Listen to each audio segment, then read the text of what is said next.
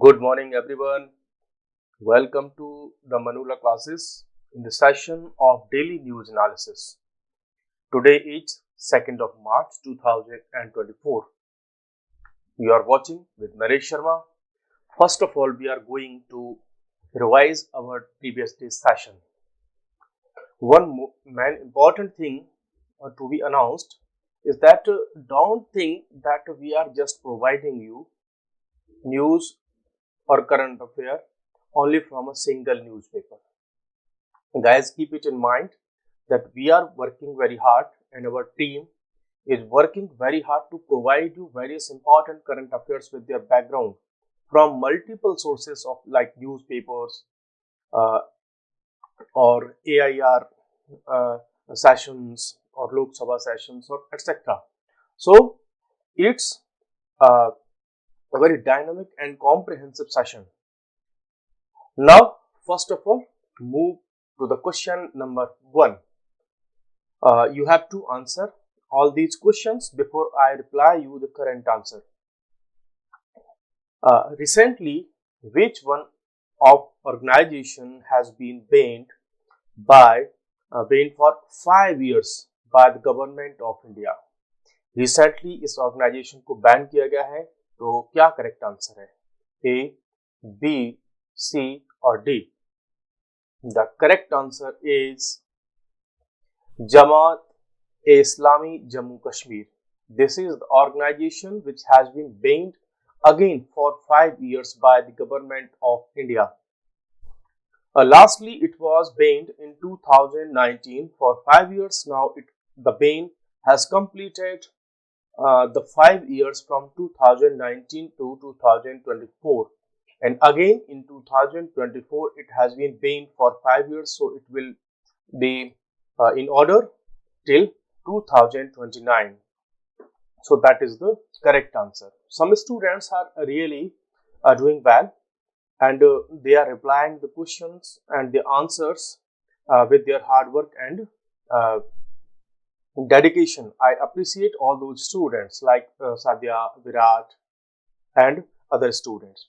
Which law gives powers to the government to declare any organization as unlawful?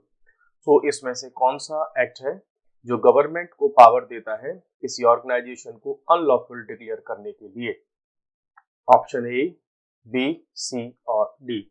Unlawful activities prevention act UAPA 1967 या 1956 या 1955.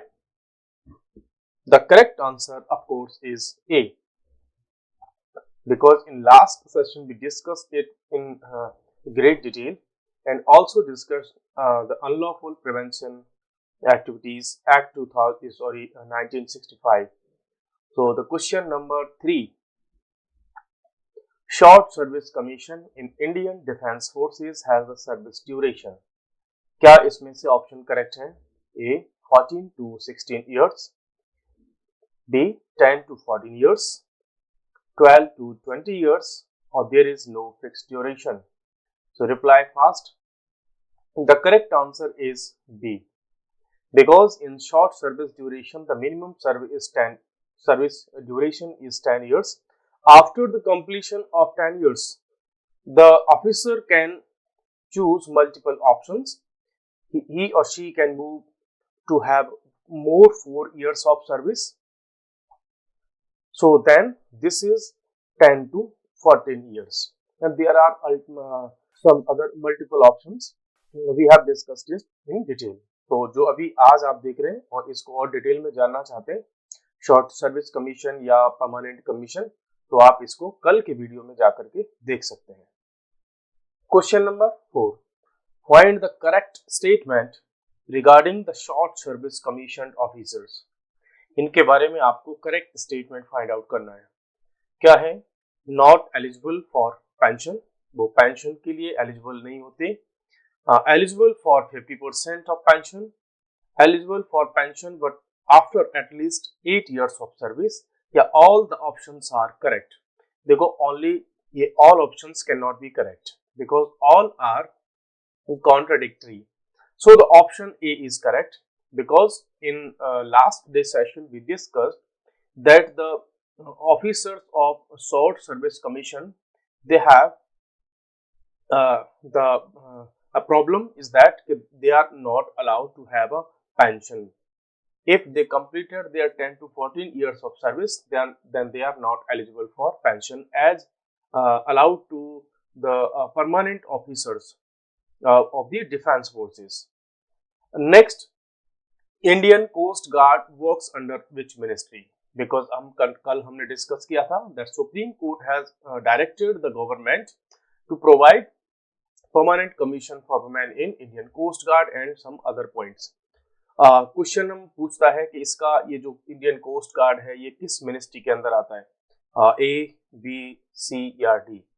Ministry of marine sciences, ministry of defence, ministry of home affairs, ministry of foreign affairs. The correct option is B because the coast guard works under the ministry of defence. Indian coast guard जो है defence ministry का ही एक force है. Next, the question number 6. Recently seen in news biotrick. कल हमने बायोट्रिक को discuss किया था, तो यहाँ पूछा गया है कि व्हाट इज दिस, क्या है biotrick? Waste management technology, environment conservation scheme of government, scheme to promote education in biology या नन ऑफ द अबव? देखो इसका करेक्ट आंसर है it's a new waste management technology, जिसमें जो रूरल एरियाज हैं उसमें जो बायो वेस्ट डेवलप जो है बचता है उसको यूज करके रूरल एरिया में उससे बायो फर्टिलाइजर भी डेवलप हो सकता है, bio oil can also be developed and a syngas can also be developed which can be used for multiple purposes. Biotrig technology produces the following. क्या क्या ये प्रोड्यूस करता है?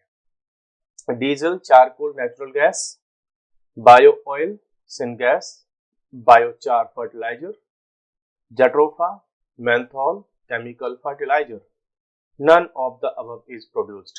ये तो करेक्ट बिल्कुल है ही नहीं. So the correct answer is bio oil, syngas और बायोचार फर्टिलाइजर. इस टेक्नोलॉजी के थ्रू बायो ऑयल, सिनगैस और बायोचार फर्टिलाइजर का जो है एज ए बाय प्रोडक्ट वहां से निकलता है. So option B is correct. Question number 8. The Wealth Report 2024 has been published by which organization has published this report? तो कौन सी organization? Amnesty International, Transparency International, Knight Frank, World Bank group. ये के होगा यहाँ पर वर्ल्ड बैंक ग्रुप. कौन सा ऑर्गेनाइजेशन है जो इसको रिलीज करता है? तो correct answer is C. Knight Frank जो है एक ऑर्गेनाइजेशन है लंदन की, वो इसको पब्लिश करती है. तो ऑप्शन हमारा सी करेक्ट हो गया. Question number 9. According to the wealth report 2024, ultra high net worth individuals are the individuals with a net worth of. तो कैसे किन लोगों को ultra high net worth individuals माना गया है? उनकी नेट वर्थ मिनिमम कितनी होनी चाहिए? That is the main question. So find out the correct option. Option A $30 million and above, $40 million and above, $50 million and above or $100 million and above. So which is the correct option? The option A is correct, because according to this report, the people who have a net worth minimum of $30 million and above, such individuals are called ultra high net worth individuals. तो उनको इस category में रखा गया है. Now that is the 10th question, that is last question. Who is the chief of Indian Coast Guard? तो currently chief of Indian Coast Guard कौन है? आप हो सकता है सोच रहे होंगे कि कल आपने बताया तो नहीं था इसका answer. So guys, always expect that there can be some questions which can make you shocked in your real examination, and always apply your brain when you are reading newspaper or listening the daily news analysis. Then you should also do some homework. तो आपको ये search करना चाहिए था कि जब हम Indian coast guard की बात कर रहे थे और उसमें हमने बताया भी था कि इंडियन कोस्ट गार्ड का जो चीफ होता है वो director general of Indian coast guard. तो आपको उसी समय सोचना चाहिए था कि इस समय इसका चीफ कौन है। ठीक है, so Rakesh Pal is the director general of Indian coast guard. बाकी क्या आप मुझे बता सकते हैं कि मनोज पांडे किस ऑर्गेनाइजेशन के चीफ हैं, आर हरि कुमार किसके चीफ हैं, और विवेक राम चौधरी किस ऑर्गेनाइजेशन के चीफ हैं। सो आज कल का जो रिवीजन है वो हमने फिनिश कर लिया। Now we are going to discuss some more important news. Number 1, don't make appeal on basis of caste, religion etcetera. ये किसने कहा है? इलेक्शन कमीशन ऑफ इंडिया ने कहा है, जो पॉलिटिकल पार्टीज है उनको। You know, we are approaching the Lok Sabha elections, these are also called general election. तो अभी इंडिया में जनरल इलेक्शंस होने वाले हैं और 4 स्टेट्स ऐसे हैं जहां पर असेंबली के इलेक्शंस भी अभी जो है वेटिंग में है। So you can easily expect that the Election Commission of India has to warn the parties that they should not make appeal on the basis of caste, creed, race, religion, gender, etc. क्या कहा है election commission of India ने ahead of upcoming Lok Sabha elections? उन्होंने कहा कि to maintain decorum while campaigning, they must refrain from making appeals on the basis of caste, communal politics, make false statements. When we talk about false statements, इसका मतलब होता है कि कई बार political parties या उनके लीडर्स ऐसे अनाउंसमेंट कर देते हैं जिसके पीछे कोई लॉजिक नहीं होता, कोई उनके पास में फैक्ट्स नहीं होते। सपोज करो अभी कोई पार्टी जो है और उसका लीडर एक स्पीच दे, स्टेटमेंट दे दे कि इंडियन इकोनॉमी आने वाले 15 डेज में एकदम डिस्ट्रॉय हो जाएगी। ठीक है, या बोल दें कि आने वाले 15 डेज में जो गवर्नमेंट है वो लोगों के घरों पे नोटों की बरसात करेगी। तो such kind of misleading statements should not be given for the voters. इससे होता क्या है, जो वोटर्स है वो मिसलीड होते हैं, उनको आइडिया नहीं होता कि क्या करेक्ट है क्या इनकरेक्ट है। इसके लिए इलेक्शन कमीशन ने बहुत सारे एग्जाम्पल्स भी दिए। उन्होंने कहा कि there are some parties and leaders which use different methodologies that are indirect. और वो क्या करते हैं कि इनडायरेक्टली वो ऐसे क्लेम्स करते हैं, स्टेटमेंट्स देते हैं कि लीगली वो अवॉइड कर देते हैं मॉडल कोड ऑफ कंडक्ट को। मींस वो स्टेटमेंट इस तरह से देते हैं कि मॉडल कोड ऑफ कंडक्ट वहां पर अप्लाई नहीं होता और उसके थ्रू उनको पनिश नहीं किया जा सकता।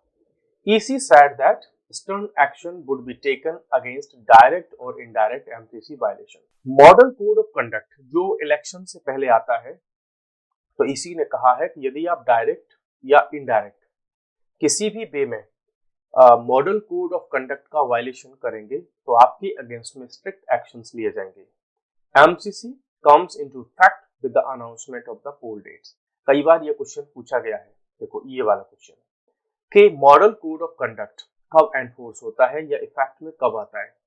ये तब आता है जिस दिन पोल मींस इलेक्शंस की डेट फाइनल हो जाती है, उसका अनाउंसमेंट हो जाता है, तो तब से MCC क्या हो जाता है, इफेक्ट में आ जाता है। No one should attempt any activity which में एग्रावेट एग्जिस्टिंग डिफरेंसेस।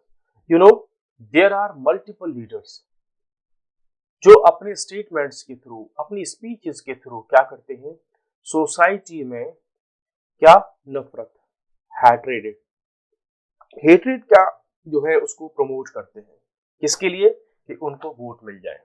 तो यहाँ पर इलेक्शन कमीशन ऑफ इंडिया का कहना है कि ऐसा कोई भी स्टेटमेंट नहीं देना है जो म्यूचुअल हेट्रेड को प्रमोट करे, सोसाइटी में डिफरेंट सेक्शंस के बीच में टेंशंस क्रिएट करे, चाहे वो कास्ट के बेसिस पर हो, कम्युनिटीज के बेसिस पर हो, रिलीजन के बेसिस पर हो, लैंग्वेज के बेसिस पर हो। तो देखो सुनने में तो हमको ये बहुत अच्छा लग रहा है, लेकिन होता क्या है कि जो पॉलिटिकल लीडर्स हैं वो बचते ही नहीं, इन चीजों को छोड़ते ही नहीं है वो। ठीक है, चलिए आगे बढ़ते हैं। और क्या कहा उन्होंने, it said that no aspect of private life, कि जो पॉलिटिकल लीडर्स हैं, किसी भी लीडर जो उनका अपोजिट लीडर है या उनका राइवल है, तो उसकी पर्सनल लाइफ को बीच में लेकर के ना आए। पर्सनल लाइफ पर, चाहे वो लीडर्स हों, वर्कर्स हों, उनकी पर्सनल लाइफ को लेकर के ना आए और उस पर जो है अननेसेसरी कमेंट्स ना करें, उससे उनको बचना होगा, ठीक है। या ऐसे कोई एडवर्टीजमेंट भी उनको नहीं देने हैं जो सोसाइटी में जो वोटर्स हैं उनको मैस्करेडिंग करे उनकी, या उनको मिसलीड करे। तो ये रहा मॉडल कोड ऑफ कंडक्ट। देखो यहाँ से आप बड़ी आसानी से आइडिया लगा सकते हो कि मॉडल कोड ऑफ कंडक्ट किस एक्ट के थ्रू आता है, इसको कौन इशू करता है, ये कब इम्प्लीमेंट होता है, इसके बेसिक से इंग्रेडिएंट्स क्या होते हैं मॉडल कोड ऑफ कंडक्ट के। तो यहाँ से इसी तरीके से क्वेश्चन बन जाते हैं। Cabinet approves 3 more semiconductor units. Recently जो गवर्नमेंट ऑफ इंडिया की कैबिनेट कमेटी है उसने क्या कर दिया है, 3 नए सेमीकंडक्टर यूनिट्स की जो यूनिट्स लगने वाली हैं उनका अप्रूवल दे दिया कि इंडिया में अब सेमीकंडक्टर्स की यूनिट लगेंगी। The approved semiconductor units are semiconductor fabrication, ये फैब्रिकेशन वाली लगेगी धोलेरा में, दैट इज इन गुजरात। तो आप ध्यान रखना, कई बार ऐसे क्वेश्चंस पूछ लिए जाते हैं कि ये कहाँ पर लगने वाली है और किसके पार्टनरशिप में है, तो ये ताइवान के पार्टनरशिप में। You know Taiwan is the largest semiconductor production country, सबसे ज्यादा जो है ताइवान ही प्रोड्यूस करता है सेमीकंडक्टर्स को, जब ये छोटा सा देश है। सेमीकंडक्टर एटीएमपी मींस उसमें assembly, A for assembly, T for, ये इसकी फुल फॉर्म है। Testing, marking and packaging. ये फैसिलिटी हम स्टार्ट करने जा रहे हैं मोरेगांव में, दैट इज इन असम। तो इससे देखो इस एरिया में बहुत सारा एम्प्लॉयमेंट भी जनरेट होगा। सेमीकंडक्टर एटीएमपी और कहाँ होगी, ये सानंद में होगी, दैट इज इन गुजरात। इसमें सपोर्ट कर रही है जापान और थाईलैंड की कंपनीज। तो अभी आपको यहाँ पर जो फैक्ट माइंड में रखने हैं वो क्या, कि which are the 3 places where semiconductor units are being established. तो एक तो है धोलेरा गुजरात, मोरेगांव असम, और एक हो गया फिर आपका सानंद, that is Japan and Thailand, यहाँ पर है, ठीक है। चलिए आगे बढ़ जाते हैं। क्या क्या इसके पॉइंट्स हैं, we have to know that what is semiconductor, क्या इसके यूजेस हैं, तो इसको भी हमें जानना होगा। So let's know the key points. Semiconductors, नाम से पता चल रहा है सेमी मींस आधा, और इधर हो गया क्या, कंडक्टर। यू नो कंडक्टर कौन होता है, कंडक्टर होता है, या जो हम उसकी बात नहीं कर रहे कि बस में जो कंडक्टर होता है परिचालक, नहीं। कंडक्टर का मतलब होता है जो इलेक्ट्रिसिटी को पास कर दे, उसके करंट को इजीली अलाउ करे टू फ्लो, उसका फ्लो अलाउ करे, उसको हम कंडक्टर कहते हैं। और इसका एक जस्ट अपोजिट होता है जिसको हम बोल देते हैं इंसुलेटर या डी कंडक्टर। वो क्या करता है, इलेक्ट्रिसिटी के करंट को क्या कर देता है, स्टॉप कर देता है, वो अलाउ नहीं करता, not allow to pass the current of electricity. Electricity के करंट को ये अलाउ नहीं करता पास करने के लिए, इसको हम बोल देते हैं इंसुलेटर। ये जो सेमीकंडक्टर होता है ये क्या है, ये इंटरमीडिएट है between a conductor that conducts electricity like metal, metal सब करते हैं, और एज एन इंसुलेटर। तो इनके बीच का होता है ये, ठीक है।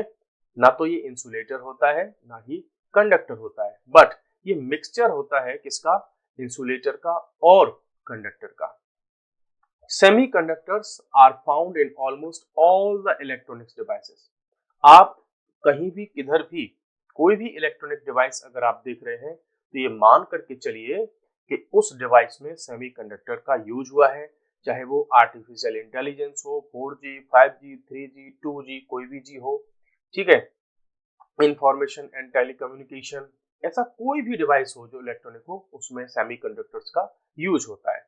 जैसे हम कंप्यूटर वगैरह की बात करें सब में। If we talk about the leading states or the countries in the production of semiconductors, तो United states of America, Taiwan, China, ये बहुत बड़े सेमीकंडक्टर के पावर हाउसेस हैं। तो वर्ल्ड की जो इलेक्ट्रॉनिक इंडस्ट्री है यहां से सेमीकंडक्टर्स क्या करती है, वो इंपोर्ट करती है, फिर अपने कंट्री में वो कुछ भी बना सकते हैं। If we talk about India, India की इंडस्ट्री की अगर हम बात करें सेमीकंडक्टर में, तो देखो कंप्यूटर, इलेक्ट्रॉनिक्स वगैरह हम बहुत कुछ बना रहे हैं, लेकिन अल्टीमेटली हमको सेमीकंडक्टर्स कहां से मंगवाने पड़ते हैं, वो इन कंट्रीज से हमको मंगवाने पड़ते हैं। इसीलिए हमारे यहाँ पर जो बहुत सारी इलेक्ट्रॉनिक डिवाइसेस हैं वो क्या है, वो काफी कॉस्टली होती है। रीजन हम दूसरी जगह से इंपोर्ट करते हैं। ठीक है, now we are going to another important news. International big cat alliance IBCA क्या है ये, इसके देखो हेडक्वार्टर्स होने वाले हैं कहाँ पर, इंडिया में। बिग कैट की अगर हम बात करें तो लाइक लॉयन हो गया, है ना, टाइगर हो गए, लेपर्ड हो गए, इन सबको प्रोटेक्ट करने के लिए इंडिया ने अनाउंस किया है इंटरनेशनल बिग कैट अलायंस। और अभी इस प्रोजेक्ट को गवर्नमेंट ऑफ इंडिया की कैबिनेट ने क्या कर दिया है, जो है अप्रूव कर दिया है। किस लिए कर रहे हैं हम ये सब, कॉमेमोरेटिंग 50th year of project tiger. हमने इसको क्लास में भी डिस्कस किया है कई बार कि 1973 में हमने प्रोजेक्ट टाइगर जो है लॉन्च किया था, तो अब 2023 में उसके 50 ईयर्स कंप्लीट हो चुके हैं। तो हमने जो है प्रोजेक्ट टाइगर को जो है कोमेमोरेट करने के लिए और पूरे वर्ल्ड के साथ में कोऑपरेट करने के लिए लॉन्च किया है IBCA, international big cat alliance. Aim क्या है इसका, to strengthen global cooperation.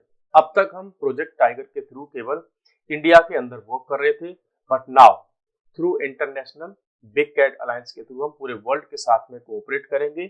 Conservation of 7 big cat species, big cat की जो है 7 स्पीसीज हैं, वो कौन कौन सी है देखो, tiger, lion, leopard, snow leopard और चीता। हाँ, हमारे यहाँ इंडिया में जगुआर और प्यूमा नहीं मिलते। ठीक है, इंडिया में सारे के सारे ये 5 मिलते हैं, बट प्यूमा और जगुआर हमको नहीं मिलते, इंडिया में नहीं है। बाकी 5 के 5 आपको इंडिया में मिलते हैं। देखो जैसे इंटरनेशनल बिग कैट अलायंस है, वैसे ही इंडिया ने, आपको पता होगा, इंटरनेशनल सोलर अलायंस भी हमने बनाया था। क्या आप मुझे बता सकते हैं कि इंटरनेशनल सोलर अलायंस का हेडक्वार्टर कहाँ पर है, बताइए। ठीक है, ये तो पता ही होगा आपको कि इंडिया में, लेकिन इंडिया में कहाँ पर है। कैबिनेट अप्रूव्स PM सूर्य घर मुफ्त बिजली योजना। कैबिनेट ने PM सूर्य घर जो स्कीम है उसको लॉन्च कर, मींस जो है उसको अप्रूव कर दिया है। क्या पॉइंट्स हैं इस स्कीम के, let's have the key points one by one. क्या क्या है, first point, under which ministry, ये किस मिनिस्ट्री के अंदर है, तो ministry of new and renewable energy, ये मिनिस्ट्री इसको लीड करेगी, सारा काम यही देखेगी। What is the aim purpose, क्या पर्पज है इसका, इंस्टॉलिंग रूफ टॉप सोलर, जो इंडिविजुअल हाउसेस हैं, इंडिविजुअल हाउस होल्ड्स हैं, उनके घर की छतों पर इंस्टॉल किए जाएंगे roof top solar power plants. Providing free electricity for up to 300 monthly units, monthly 300 unit इससे फ्री मिलेगी अराउंड 1 करोड़ हाउस होल्ड को। तो 1 करोड़ घरों पर इसको लगाने का अभी प्लान इनका चल रहा है। क्या इसमें गवर्नमेंट कुछ अपना फाइनेंशियल असिस्टेंस देगी, तो सेंट्रल गवर्नमेंट इसमें फाइनेंशियल असिस्टेंस देने वाली है रेजिडेंशियल लेवल पर, कॉमर्शियल लेवल पर नहीं। कॉमर्शियल लेवल के लिए अलग स्कीम्स है। If somebody is going to install solar power plant up to 1 kilowatt to 2 kilowatt, तो उसको 30,000 पर किलोवाट के हिसाब से उसको सब्सिडी मिलेगी। 18,000 की मिलेगी if somebody is going to up to 3 kilowatt. 78,000 की उसको सब्सिडी मिल जाएगी if somebody is going to more than 3 kilowatt का अगर प्लांट उनको वहां पे इंस्टॉल करवाना है। इसके लिए जो हाउस होल्ड्स हैं उनको लोन की फैसिलिटी भी दी गई है कि कोलेटरल फ्री उनको लोन मिल जाएगा, वो भी लो इंटरेस्ट पर, और अराउंड 7% के आसपास होगा if somebody is going to install a 3 kilowatt power plant. तो उनको ये जो है कोलेटरल फ्री लोन मिलेगा। कोलेटरल फ्री लोन का मीनिंग होता है कि आपको उसमें कुछ भी कोलेटरल नहीं रखना होगा, कुछ भी गिरवी नहीं रखना होगा। सपोज आप कोई लोन लेते हैं तो बैंक क्या मांगती है आपसे, किसी आपकी प्रॉपर्टी के पेपर्स मांग लेगी, है ना, आपके डॉक्यूमेंट्स ले लेगी, ओरिजिनल डॉक्यूमेंट। अगर आप जैसे जो है एजुकेशन लोन लेते हैं तो उसी को हम बोलते हैं कोलेटरल। तो इस लोन में कोई भी कोलेटरल की रिक्वायरमेंट नहीं रहेगी। नेशनल पोर्टल इसके लिए बनाया जाएगा, जो आप मींस जो हाउस होल्ड्स हैं उनको प्रोवाइड करेगा क्या, टू अप्लाई फॉर सब्सिडीज। आप उस पोर्टल के थ्रू, वेबसाइट के थ्रू सब्सिडीज के लिए अप्लाई कर सकते हैं। सुइटेबल वेंडर आप वहां से जो है सेलेक्ट कर सकते हैं कि किसके थ्रू हम अपने यहाँ इसको लगवाना चाहते हैं, बिकॉज इसमें बहुत सारे वेंडर्स भी होने वाले हैं। इन डिसीजन मेकिंग में भी उसको वहां पर हेल्प मिलेगी बाय प्रोवाइडिंग रेलेवेंट इंफॉर्मेशन मिलेगी उस पोर्टल पर।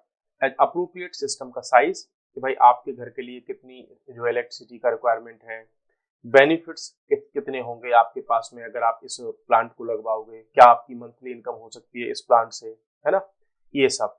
वेंडर की रेटिंग कैसी है, मींस भाई मान लीजिए कि मार्केट में बहुत सारे वेंडर्स होंगे ए बी सी डी, तो जब आप अपने सोलर प्लांट लगवाने के लिए सिलेक्ट करोगे किसी वेंडर को, तो आप वहां पर देख लोगे कि इस वेंडर को कितनी रेटिंग मिली है, तो आप अच्छे से अच्छे वेंडर को क्या करेंगे, सिलेक्ट कर लेंगे।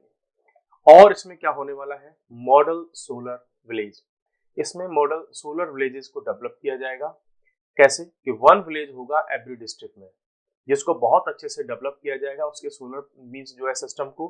तो पूरे रूरल एरिया में या उस डिस्ट्रिक्ट में उस गांव को देख करके अदर जो विलेजेस हैं वो भी आइडिया लगाएंगे कि आप देखो इस विलेज ने बहुत अच्छे से अपने यहाँ पर सोलर सिस्टम का जो है यूज किया है, सोलर जो रूफटॉप पावर प्लांट्स हैं उनका बहुत अच्छे से इन्होंने इंस्टॉलेशन किया है, बहुत अच्छे से उसको ये चला रहे हैं और क्या क्या उसके बेनिफिट्स हैं।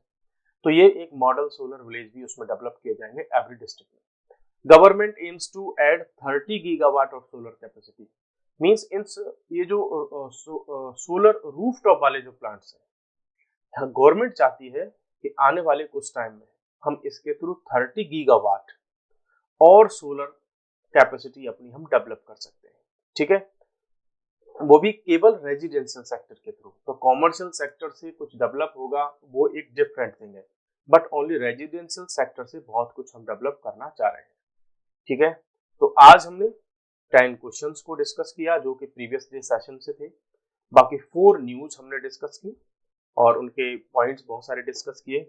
तो आज की इस सेशन में इतना ही। यदि आपको सेशन पसंद आता है तो लाइक भी आप करते रहें और कमेंट्स में आप अपने फीडबैक भी हमको देते रहें, so we can make changes according to your needs. So goodbye, take care, bye bye.